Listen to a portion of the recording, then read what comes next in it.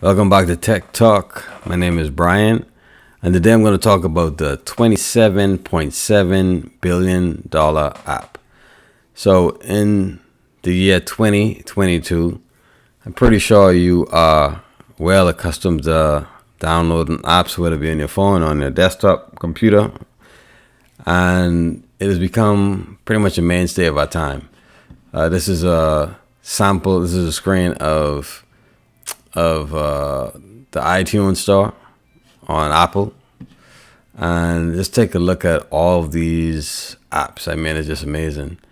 This is just under the Discover section. I mean, you could just literally go on for days, and there's apps and apps and apps and apps. And only a couple of years ago, this was something that was brand new. I think it was maybe 15 years ago. iPhones introduced apps, whatnot. But look at this. Look at all these games. Look at all these games. So many different categories. Literally anything you could think about, there's probably an app for. It's one of the things I typically do when I'm trying to figure out something or learn something. I go and see if there's an app for it. So there's a work. And again, it just goes on and on and on for days.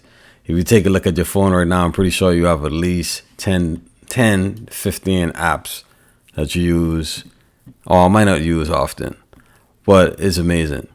Now, in this interconnected world that we live in, basically one of the apps that we use almost every day is going to be some sort of messaging app.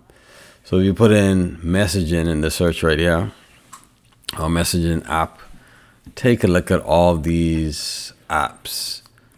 I mean, it's just amazing. There's so many different ways we can communicate with each other. There's different platforms. There's different social media platforms.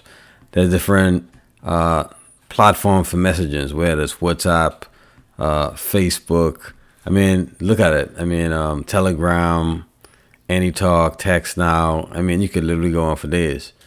However, when you talk about messaging and business, there are two companies that actually come to the forefront. Number one is Microsoft Teams, who is pretty much a new player in the game. And the other is actually a program or app, if you don't know, this one here. This one that is called Slack. This one right here. I'll open it for you in 1 second. Pretty much they came about roughly about 10 years ago. And they were acquired by Salesforce in 2020 for $27.7 billion. Yeah, that's a lot of money. If you don't know, Salesforce is a huge CRM company. And basically, they acquired Slack for $27.7 billion less than 2 years ago. And I'll just give you some stats so you'll see how valuable it is. It's quite interesting how many people use it. Again, you might not be familiar with it, but a lot of individuals use it, obviously, right?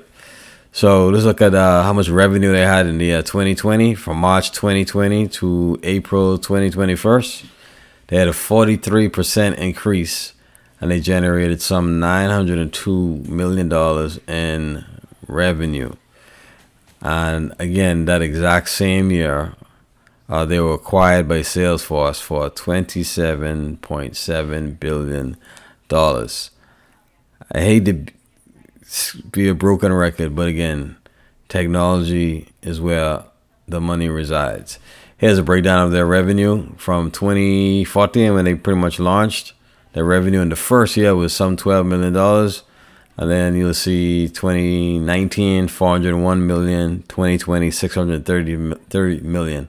And then again, last year, 2021, $902 million, bringing in their profits at $292 million.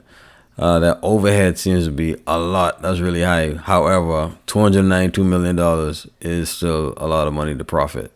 Here's a look at some of their subscriber base. So just to give you a good idea of if you're interested in creating a platform similar to this, or you have an opportunity to invest in a platform that's similar to this, it basically shows you how many people how big the market pretty much is. So in 2019, they had some 12 million users. And yeah, and the pandemic actually helped, unfortunately. So basically, Slack is also free, and they have a paid subscription model. So that's just a total. That's just how many people use it total. And paying customers, look at how many paying customers they have. 156,000 customers. That is a lot of customers to be paying to be able to generate that much income from one product. And that's pretty much all they have. There's one messaging app. Now, the interesting thing about Slack is that, and I'll pull it up in 1 second for you to see, is similar to Microsoft Teams. Actually, Microsoft Teams created their platform basically to compete with Slack, which is not cool. However, the good thing is that there are many organizations and many individuals like myself that use both Slack and Microsoft Teams. So no love lost there at all. And I pretty much use both, like I said, just about every day. Here's how many organizations they have. So in 2020, they had a total of 750,000 organizations that were using their services. And that is a lot. And again, like it says right here, many of which do not pay for it. So a lot of people don't pay for it, but still a lot of people use it. And as a result, they generate a lot of money. Here's a valuation in 2020. They were valued at $17 billion. And again, they were acquired by Salesforce for $27 billion. Now, if you're interested, if you've never seen Slack, this is what it looks like. So what is cool about Slack is that you could create what they call workspaces. Let me just blow this up for you so you can see a little bit. So basically, this is a workspace that I'm in. And this is, you can see right here. You actually have the ability to create your own workspace. You could actually chat in here. What I like about this is that it's just dedicated for whatever purpose that group is for, or whatever. Yeah, so like your company could actually have just a Slack channel where they could actually just communicate everything related to the job versus your cell phone text messages that could kind of get messy. A cool feature of Slack is that they have these different channels. So as you see, there's some buy, sell, trade going on in this group. This is a software development group that I'm in. If you're interested in cryptocurrencies, there's a channel for that. There's a general channel. There's an open code channel. And actually, I could just click this add button. And I actually could just create a channel if I wanted to myself. And then invite people to it. Or I could have it private where it's only a few people. So you could also, again, you could do the direct messaging feature. So if I was to click on this person, I could actually send them a direct message. I could actually also I could actually record a video clip, and the paid version that is. Also, you could also leave voice notes on the paid version, which I have for my job. But on the paid version, you could actually do voice clips, kind of like voice note or iMessenger, and that's a pretty cool feature. You could also create shortcuts. You could create reminders. You could attach different apps like Google Drive. You could even attach a Zoom call to it.